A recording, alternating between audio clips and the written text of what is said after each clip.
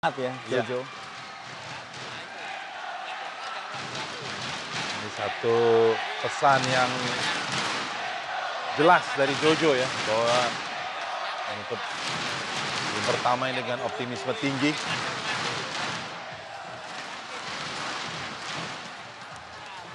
Tapi beberapa kali tadi Jojo masih ragu-ragu ya, terutama di Ya. penghujung game pertama.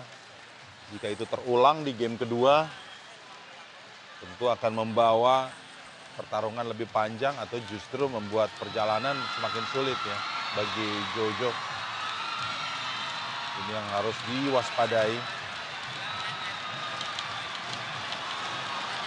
Jojo harus percaya diri dengan keyakinan penuh bahwa dukungan ini tidak memberikan beban, tapi justru meringankan ya, untuk bisa membawa kebanggaan bagi pecinta bulu tangkis tanah air.